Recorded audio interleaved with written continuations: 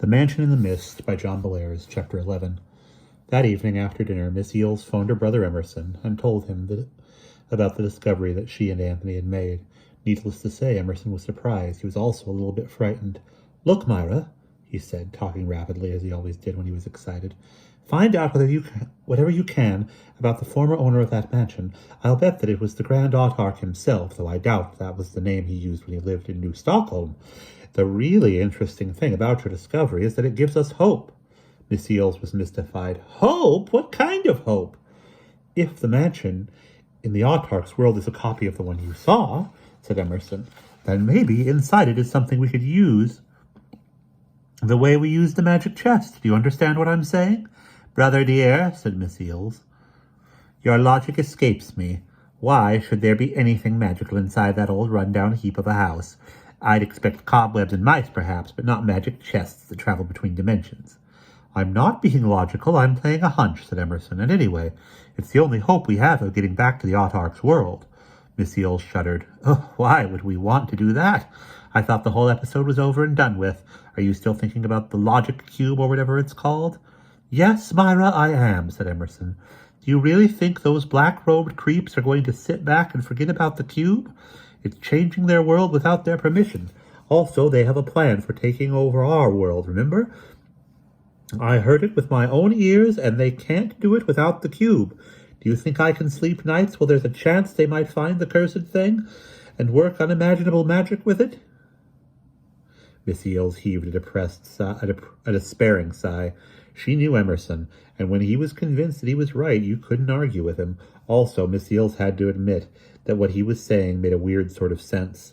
Maybe the world was in danger, and maybe they had better find a way to get the cube before the Autarchs found it. "Very well, Em," she said at last. "I'll go back up to New Stockholm and try to find out the former owner of that ugly old dump. Maybe I can pretend to be someone who wants to buy the place." "Sounds like a good idea," said Emerson. "You find out what you can and call me immediately if you discover something. I have a few wills to draw up, but there's nothing that can't be shoved aside for a few days if I absolutely have to come down there. Good luck." And with that, he hung up. "Good luck indeed," muttered Miss Eels to herself as she put the receiver back in its cradle. "I wonder what I have gotten myself into."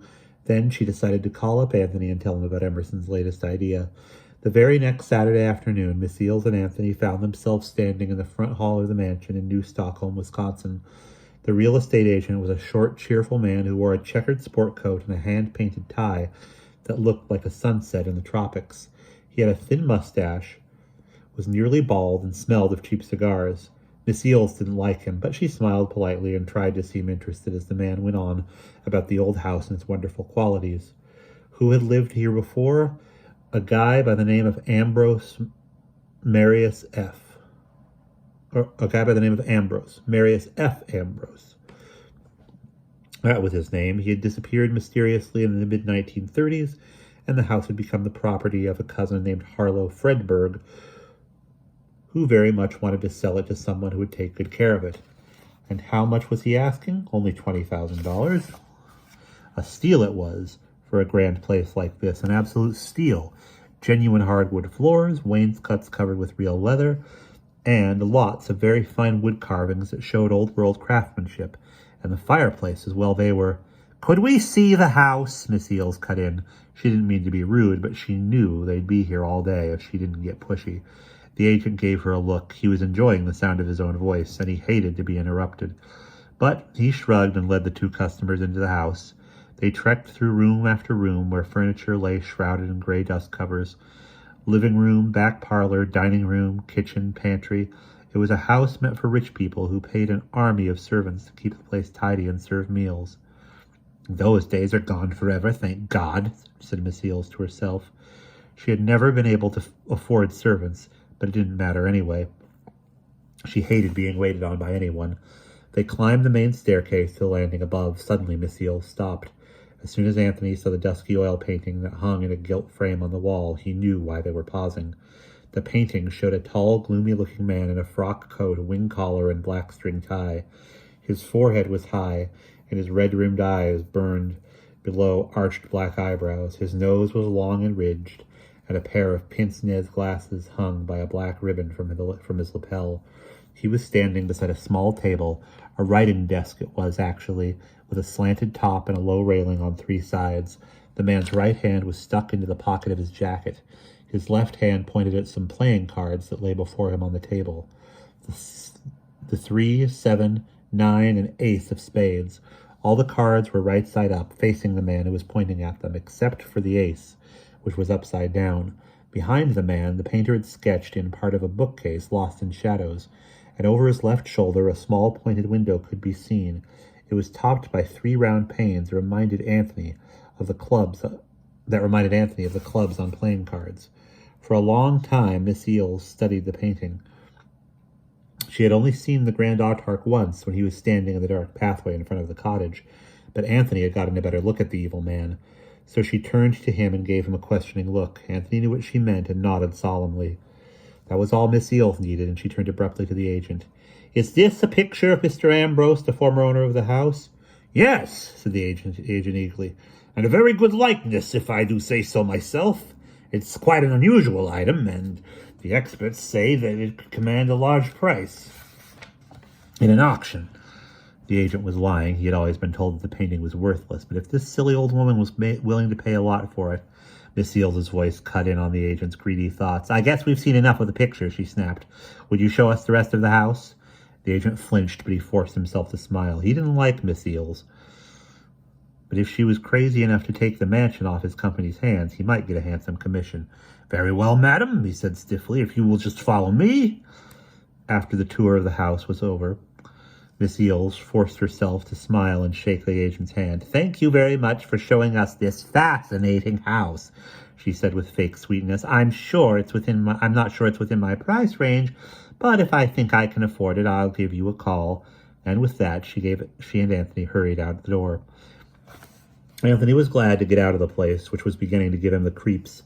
Maybe it was the resemblance to the other mansion, or maybe there was some evil presence in the house. Whatever the reason was, he kept expecting to see the evil Autarch every time he turned a corner.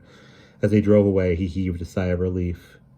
"Have you had enough of the Grizzly Grange?" asked Miss Eales with a chuckle. "Wouldn't you love to live there, Anthony?" Anthony winced. "I'd like to buy some dynamite and blow the place up," he said vehemently. Then he paused and looked fearfully at Miss Eales. "Emerson doesn't really think that, he began falteringly. "He does indeed," said Miss Eales glumly. "He believes that somewhere inside that house is a way back to the misty moonlit world where the Autarchs live. Well, I didn't see anything like a magic chest, did you? No, I didn't think so. There was, however, that weird painting which may interest Emerson. I suppose I'd better tell him about it." That evening, when Miss Eales phoned her brother, she gave him an account of her visit to the mansion, and she described the painting in great detail. Throughout most of Miss Eales' tale, Emerson had sat silent. Now and then he made little grunts and aha noises, but that was all.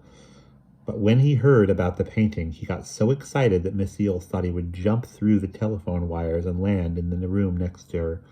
"Myra," he cried, "that painting is just what we want.